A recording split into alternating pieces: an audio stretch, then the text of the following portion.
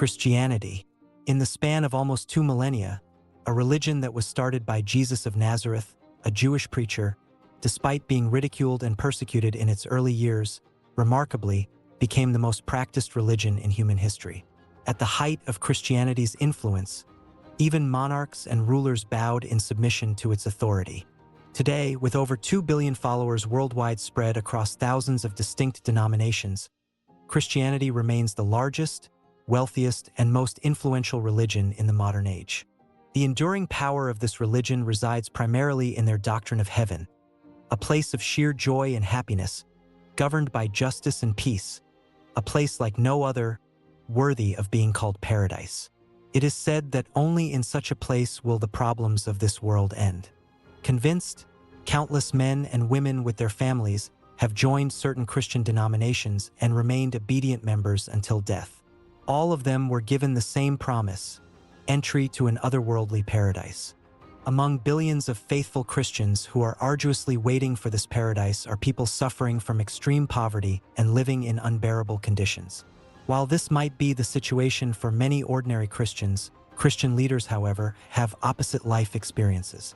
They have already transformed their lives in this world into a paradise, enjoying the finest things in life, surrounded by many expensive possessions, like mansions, numerous properties, cars, and some even have their own private planes, all because people believe they're teaching about an otherworldly paradise. But is it true?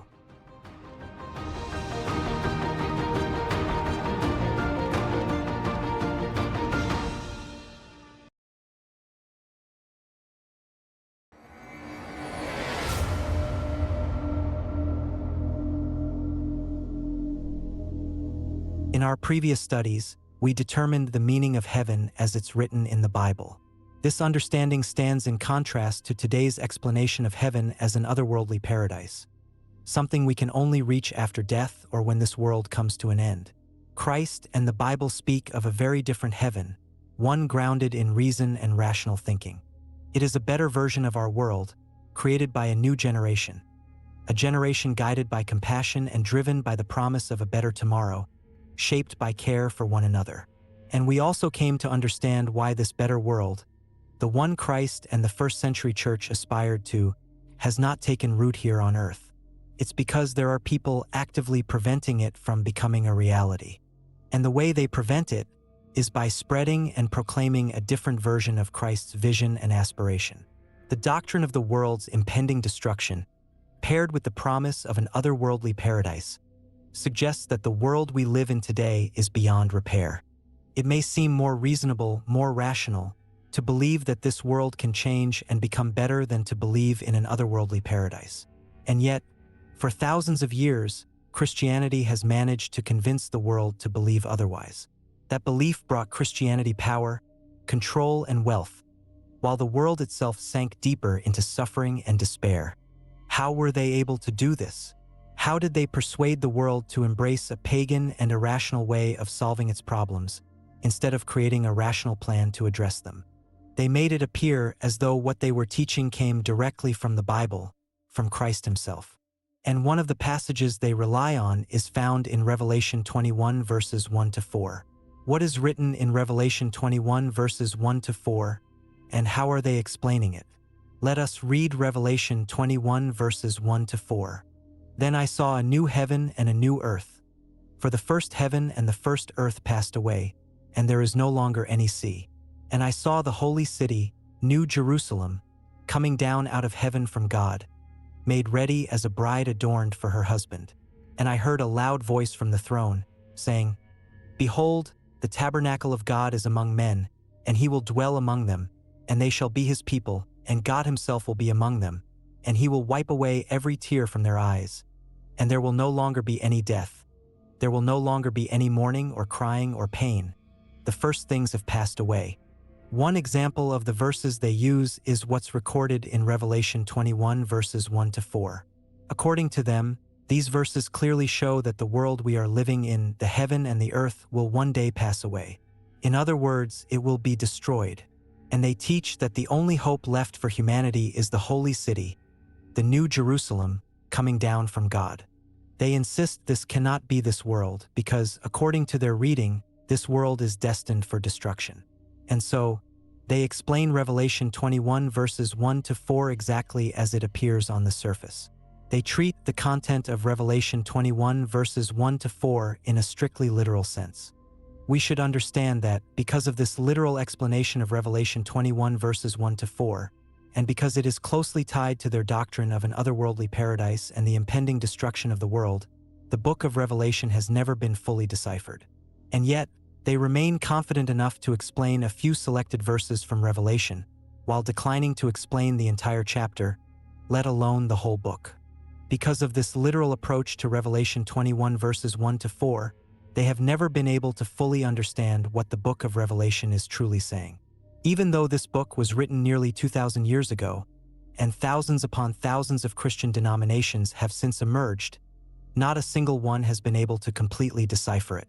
And that failure comes from the way they explain it, from the way they understand it. They force the text to support their doctrine of the world's destruction and their belief in an otherworldly paradise. So before we rush to conclusions about the true meaning of Revelation 21 verses 1 to 4, we should begin by asking, what is the book of Revelation truly about? We can read the answer in Revelation 1 verses 1 to 3. The revelation of Jesus Christ, which God gave him to show to his bondservants, the things which must soon take place. And he sent and communicated it by his angel to his bondservant John, who testified to the word of God and to the testimony of Jesus Christ, even to all that he saw. Blessed is he who reads and those who hear the words of the prophecy, and heed the things which are written in it. For the time is near. The book of Revelation identifies itself as a book of prophecy. It is a revelation that God gave to Christ, so that Christ could show it to his bondservants.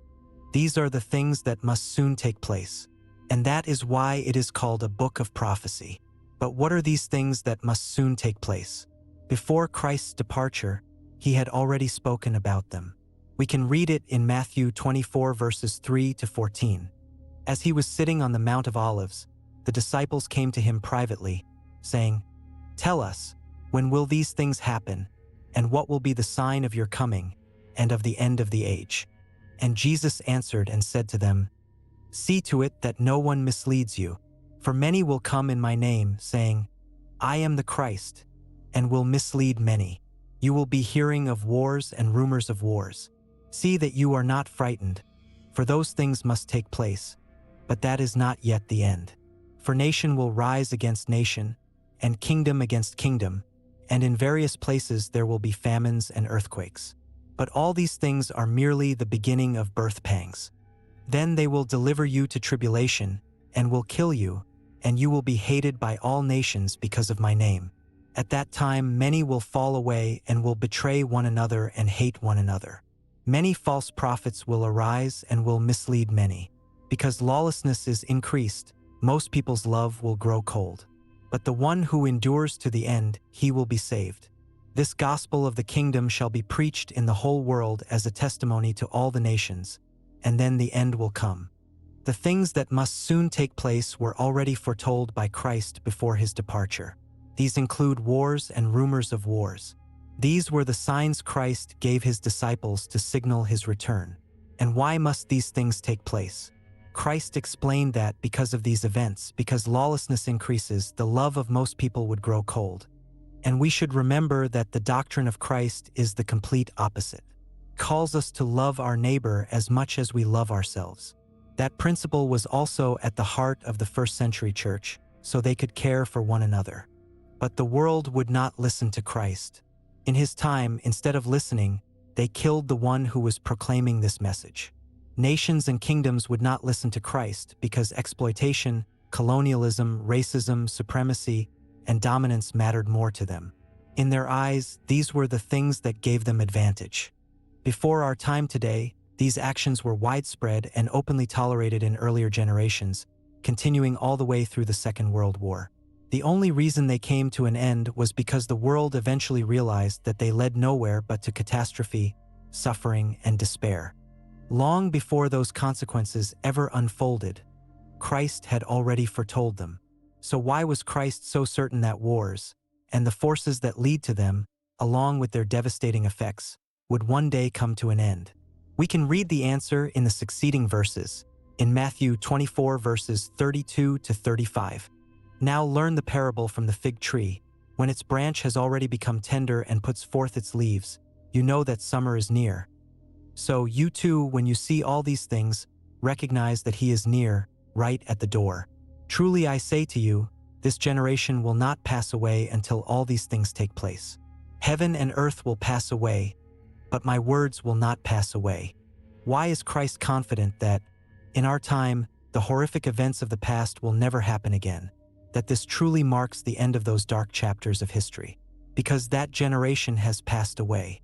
When Christ speaks of the passing of a generation, he is not referring to mass extinction or the destruction of the world, but to the passing of an evil generation, one driven by gain through exploitation, colonialism, dominance, and supremacy, that passed away along with the wars and their devastating consequences. This interpretation is clearly supported by his doctrine of regeneration in Matthew 19 verse 28, which states, "And Jesus said to them, Truly I say to you that you who have followed me, in the regeneration when the Son of Man will sit on his glorious throne, you also shall sit upon 12 thrones, judging the 12 tribes of Israel." Christ believes that we, the generation that emerged from those events, are the new generation. We are the generation that stand against and resents war and its devastation. The catastrophes of war, the hardship, the suffering of those times, because the world endured them, the world changed. And we are the result of that change. For Christ, this transformation is necessary for his vision to take shape. For the kingdom of heaven he preached to finally come to earth. So why are we important to Christ? Why is our time important? We can find the answer in John 18 verse 36, in the 21st century King James Version. Jesus answered, "My kingdom is not of this world. If my kingdom were of this world, then would my servants fight, that I should not be delivered to the Jews. But now is my kingdom not from hence." When Christ spoke of his kingdom in his time, he made it clear that his kingdom does not come from this world. And when Christ said, "My kingdom is not of this world," he was not speaking of an otherworldly paradise, separate from our own. Christ understood this. His disciples understood this. When they used the word world, they were speaking of the lust of the world and the boastful pride of life that define it. As the Apostle John explains, these things are what pass away, like what we can read in 1 John 2 verses 16 to 17. "For all that is in the world, the lust of the flesh and the lust of the eyes and the boastful pride of life, is not from the Father, but is from the world. The world is passing away, and also its lusts. But the one who does the will of God lives forever." Christ knew that his kingdom would never come from that kind of world, from that kind of generation, a generation that believes in and supports exploitation, racism, colonialism, supremacy, and dominance, a generation willing to kill for wealth and power. His kingdom would not come from there. His kingdom would come in our time, in our world. Because for Christ, we are a different generation. We are not the same as those who came before us. So when Christ and his disciples spoke of the passing of the evil generation, just as the Apostle John spoke of the passing of the world, they were not referring to the destruction of the world. And because of this, we can be confident that the passing of heaven and earth in Revelation 21 verses 1 to 4 does not point to the destruction of the world. So how should we understand the book of Revelation? Interpreting it literally only contradicts Christ's own understanding and his aspiration. We can read the answer in Revelation 1 verses 19 to 20. "Therefore write the things which you have seen, and the things which are, and the things which will take place after these things. As for the mystery of the 7 stars which you saw in my right hand, and the 7 golden lampstands, the 7 stars are the angels of the 7 churches, and the 7 lampstands are the 7 churches." How should we interpret the book of Revelation? We should not interpret it literally, just as Christ himself explained. The book of Revelation, Christ said, is a mystery. And to understand a mystery, you must understand its meaning. Christ gave an example of this when he spoke about the mystery of the 7 stars and the 7 lampstands. They were not literal stars or literal lampstands. Christ explained that the 7 stars represent the angels of the 7 churches, and the 7 lampstands represent the 7 churches themselves. This shows us that revelation should not be explained in a literal sense, but understood through its meaning. So we must explain the essence of the words, not just their surface appearance. And there is something else we must understand as well. The book of Revelation is divided into 3 categories. Christ instructed John to write the things which he had seen, the things which are, and the things which will take place after these things. Chapter 1 is the opening chapter. Chapters 2 and 3 describe the things which are, the condition of the churches at that time. Chapters 4 and 5 describe the things John had seen beforehand. And then chapters 6 through 21 describe the things which will take place after these things, which are also things which must soon take place. Chapter 22 is the closing chapter. So Revelation 21 verses 1 to 4 belongs to that 3rd category. It falls under the things which must soon take place. And before we move into explaining Revelation 21 verses 1 to 4, we should ask an important question. Who are the recipients of the things which must soon take place? Just as it is clear who received the things which are, the 7 churches at the time of John, we must ask who the recipients are of the things which must soon take place that John wrote about. We can read the answer in Revelation 10 verse 11. And they said to me, "You must prophesy again concerning many peoples and nations and tongues and kings." The recipient of the prophecy, the things which must soon take place written in the book of Revelation, is the world. What we have read makes it clear that this message concerns many peoples, tongues, nations, and kings. So why is the world the recipient of these prophecies? What is the purpose of the book of Revelation? We can read the answer in Revelation 22 verses 1 to 2. Then he showed me a river of the water of life, clear as crystal, coming from the throne of God and of the Lamb, in the middle of its street. On either side of the river was the tree of life, bearing 12 kinds of fruit, yielding its fruit every month. And the leaves of the tree were for the healing of the nations. The purpose of the book of Revelation is to heal the nations. But how can a book, a writing, a prophecy, heal a nation? It does so by explaining how the world itself can be healed. And what does the Bible, what does the book of prophecy, the book of Revelation, propose? According to the vision, there is a tree on both sides of the river, bearing 12 kinds of fruit, yielding its fruit every month. And we know that, in reality, fruit does not grow that way. In one place, a particular kind of fruit bears at a certain time, while elsewhere nothing bears. Then, on another side of the world, a different fruit comes into season at a different time. And when it stops in one place, it begins in another. Month after month, in different places, fruit continues to bear. What the book of Revelation is explaining is this: to solve the problems of the world, we need the help of other nations. If only nations would help one another, just as the first century believers did, the world would be healed. Instead of exploitation, colonialism, racism, supremacy, and dominance, if nations chose cooperation and care for one another, the world would be healed. And so Revelation 21 verses 1 to 4 is not about the destruction of the world at all. It is the complete opposite. It is about the healing of the world.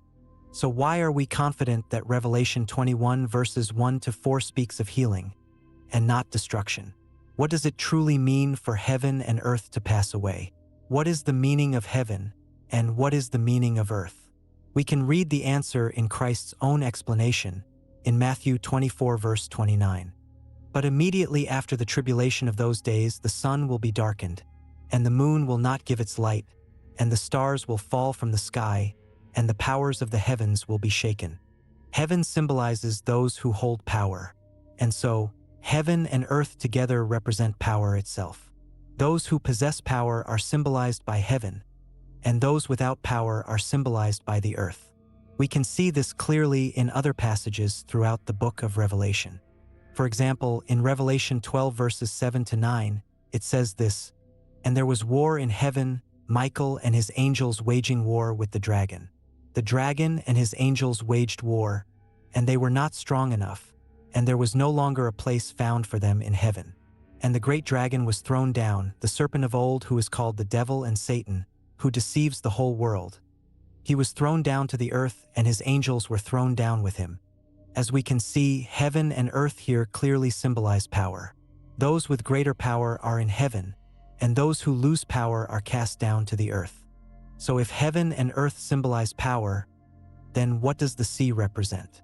Revelation 21 verse 1 says there is no longer any sea. What does that mean? We can read the answer in Revelation 15 verse 2.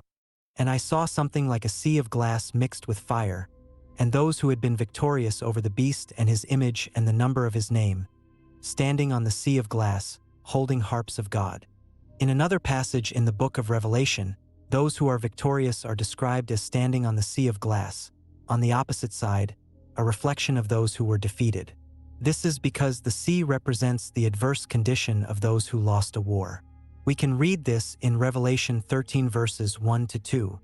And the dragon stood on the sand of the seashore. Then I saw a beast coming up out of the sea, having 10 horns and 7 heads, and on his horns were 10 diadems, and on his heads were blasphemous names.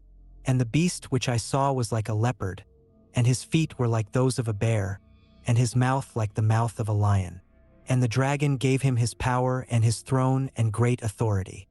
Those who are defeated in war are associated with the sea. It symbolizes the harsh reality and suffering endured by those who lose.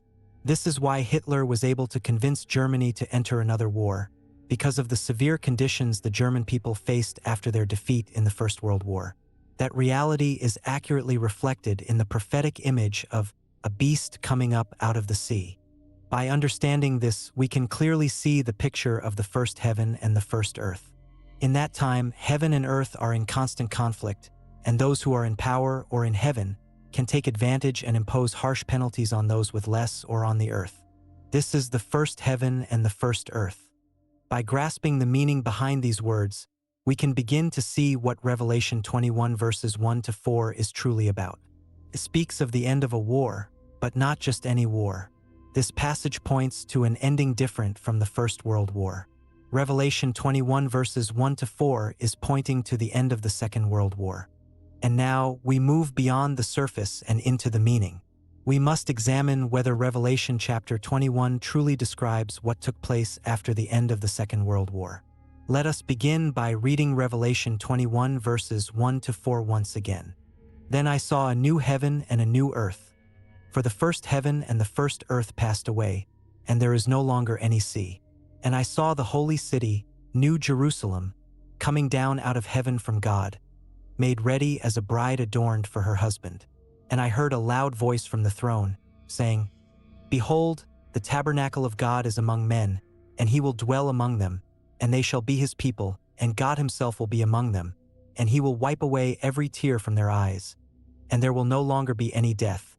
There will no longer be any mourning or crying or pain. The first things have passed away.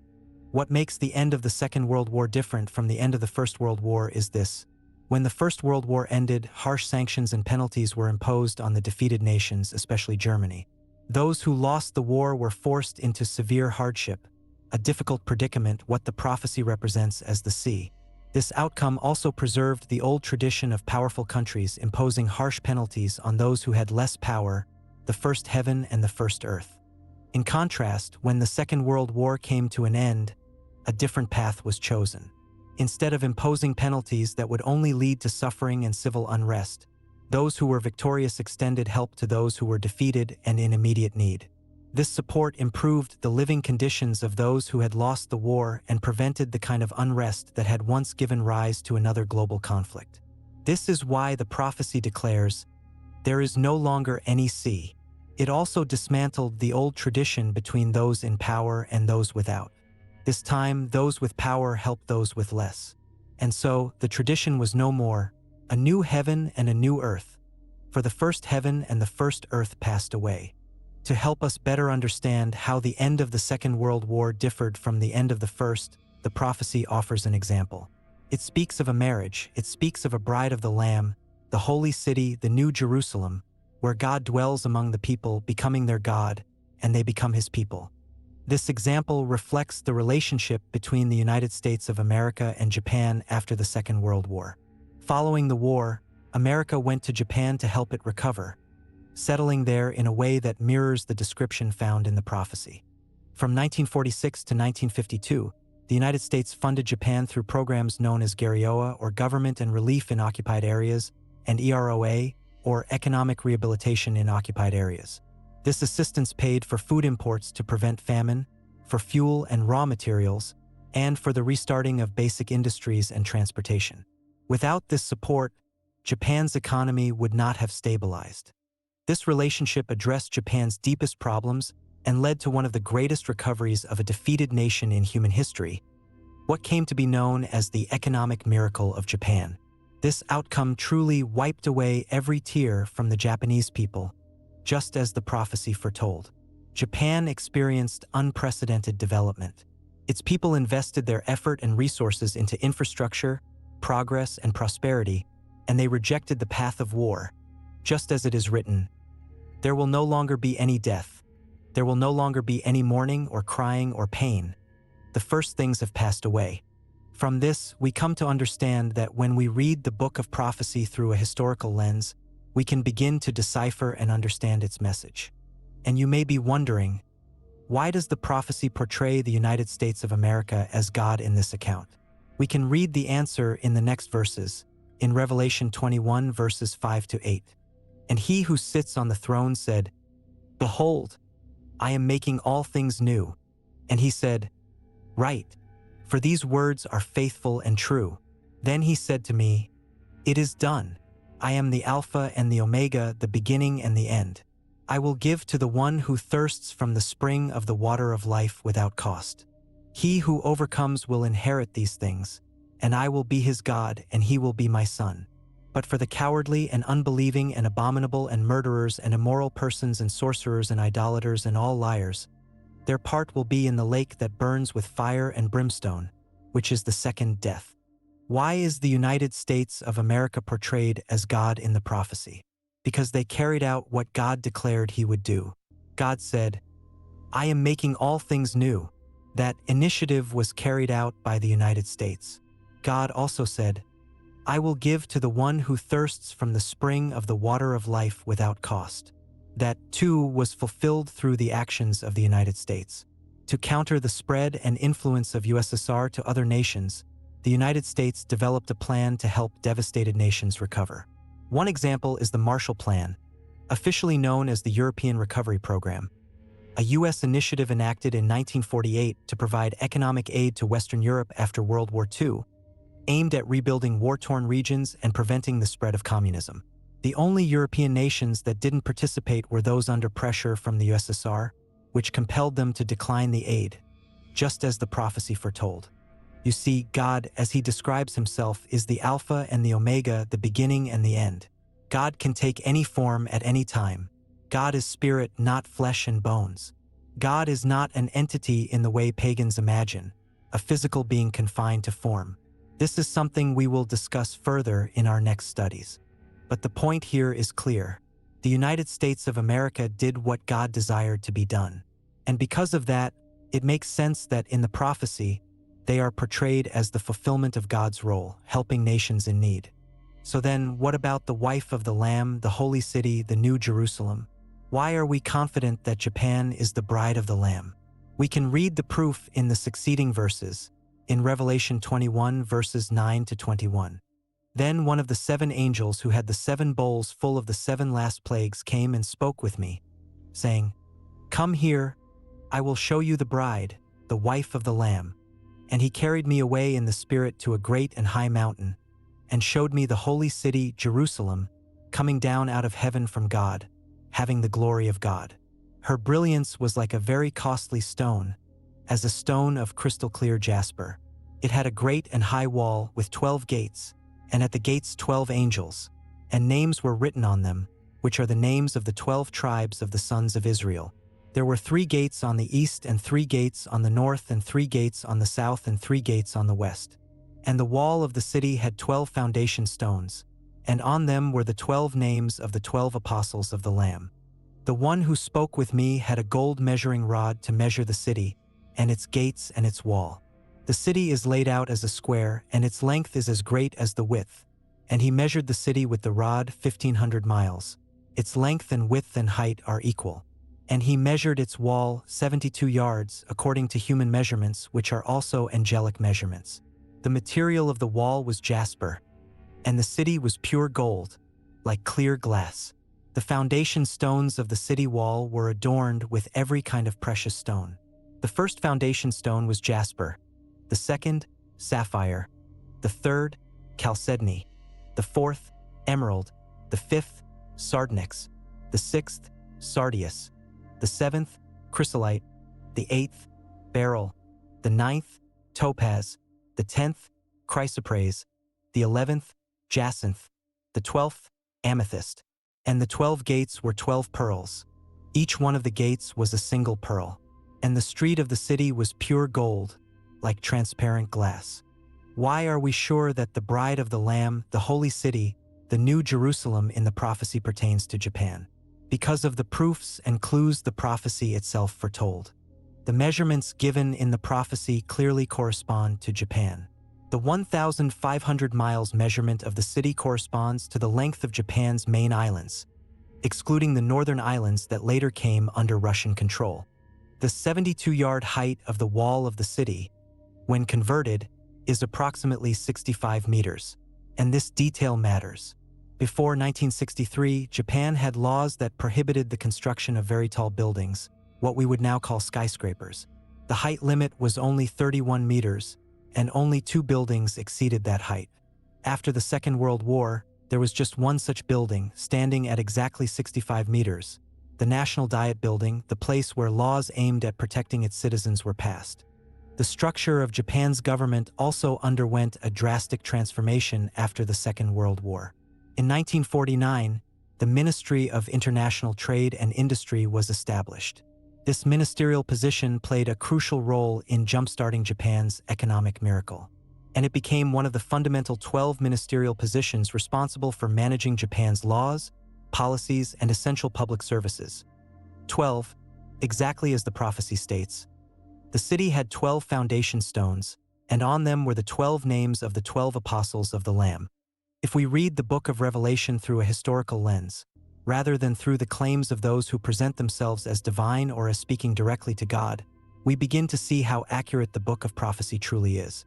And because of this, we can be confident that if the book of Revelation is properly understood, nations can become champions of peace and cooperation instead of instigators of hostility and war. Just as Japan experienced, through the help and support of another nation like the United States of America, even a defeated nation can achieve an economic miracle. So how did the United States help Japan recover? And what role did the United States play in Japan's economic miracle? We can read the answer in the succeeding verses, in Revelation 21 verses 22 to 26. I saw no temple in it, for the Lord God the Almighty and the Lamb are its temple. And the city has no need of the sun or of the moon to shine on it, for the glory of God has illumined it, and its lamp is the Lamb. The nations will walk by its light, and the kings of the earth will bring their glory into it. In the daytime, for there will be no night there, its gates will never be closed, and they will bring the glory and the honor of the nations into it. After the Second World War, the United States of America became the temple, the sun, and the moon that illuminated the Japanese people. Through the initiative of the United States, Japan's state religion was stripped of its control and power, fulfilling the prophecy, I saw no temple in it. Japan's state religion had played a major role in its decision to enter the Second World War, driven by ambitions of expansion and greatness. Because of the belief that their emperor was divine, and that they were a people specially favored by God, as is often the case in many religions, the Japanese people came to tolerate hostility toward other nations. At the same time, because of the protection the United States provided, Japan was able to confidently focus its resources on rebuilding and developing infrastructure, even in the face of the growing threat of USSR. And rightly so, the prophecy says, the city has no need of the sun or of the moon to shine on it, for the glory of God has illumined it. Luminance, or light, represents national power, commonly measured through military strength. Though Japan did not invest in military expansion, it was protected by the military might of the United States of America. The United States of America stood as a father to Japan, and like a father to a son, it provided for Japan as the country found its footing in the world. And because of this policy of becoming a father to other nations, America also benefited, for countries like Japan were able to bring their glory into it, much like children honoring a father who labors on their behalf.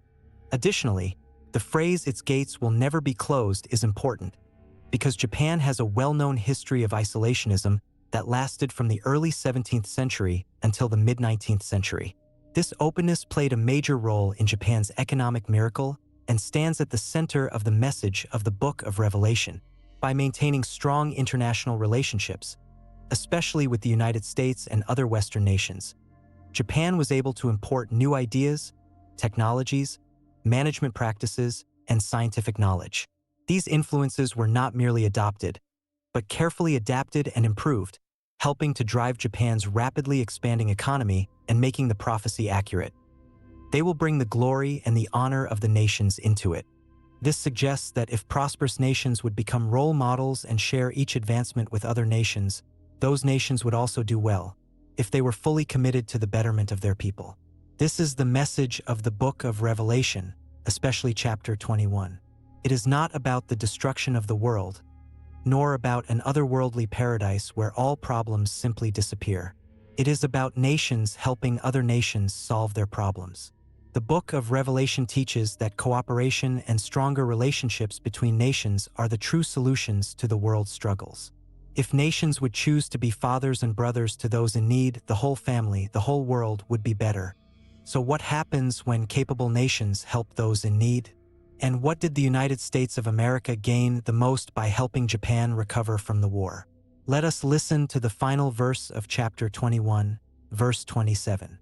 "And nothing unclean, and no one who practices abomination and lying shall ever come into it, but only those whose names are written in the Lamb's Book of Life." Because the United States of America helped Japan recover, Japan was able to resist pressure from the USSR and prevent the spread of communism. Like a son spared from theft, vice, prison, and ruin because he has a reliable father, one who guides him and provides for him when he cannot provide for himself. And though an actual father's life is short, there is no greater gift or achievement for a true father than raising a successful son, taking part in that success, and being remembered forever. To be remembered as one of the nations that helped and supported a devastated country is better than receiving the promise of everlasting life proposed by today's Christianity. After all, just as Christ will be remembered forever, so too will all the nations that help other nations be remembered forever. Just as the prophecy describes, names are written in the Lamb's Book of Life, and that is a better story, a better legacy, a fact that cannot be changed and will be remembered forever. If we think about it, the lives that truly hold value are the ones that are remembered, not forgotten. For Christ, these are the ones who, like him, not only understand the meaning of life, but have also attained true eternal life. If only the world would truly understand Christ's message, if only Christians in our time would learn about and pursue true eternal life, if only the nations of the world would choose peace and cooperation, then, just as Christ foretold, in our time, with the new generation, the problems of the world would surely come to an end, just as Christ foretold. This gospel of the kingdom shall be preached in the whole world as a testimony to all the nations, and then the end will come. Why are we confident that better days lie ahead? Why are we sure that this world is not beyond repair, that it can be healed, and that it will be healed? We can read the answer in Revelation 19 verse 10. "Then I fell at his feet to worship him. But he said to me, 'Do not do that. I am a fellow servant of yours and your brethren who hold the testimony of Jesus. Worship God. For the testimony of Jesus is the spirit of prophecy.'" Others may reject this idea, and others may condemn it, but we know this message is true. This spirit of cooperation and hope for a better world, which we gain from understanding the message of the prophecy, is reliable because the spirit of the prophecy is a testimony from Christ. And just as Christ's prophecy about the world proved to be accurate, so too must his prophecy about our generation, the generation that comes after these things. Christ knew that our generation can and will bring his vision and aspiration into reality. So what is the first step in realizing the kingdom of heaven? We can read the answer in Revelation 22 verses 14 to 15. Blessed are those who wash their robes, so that they may have the right to the tree of life, and may enter by the gates into the city. Outside are the dogs and the sorcerers and the immoral persons and the murderers and the idolaters, and everyone who loves and practices lying. We must let go of the thousand-year notion that tells us we cannot. We must begin rejecting the lies that have allowed the problems of this world to persist, lies that have been used as tools for personal gain. It is time for us to believe in the testimony of Christ and to prove that we are the new generation, the generation that will finally bring to reality his lifelong aspiration for a better world. In our next study, we will examine the instructions Christ left behind, guidance on how we can save the world from the doctrines that delayed the coming of a better world and preserved its problems for the sake of personal gain. That will be our next study.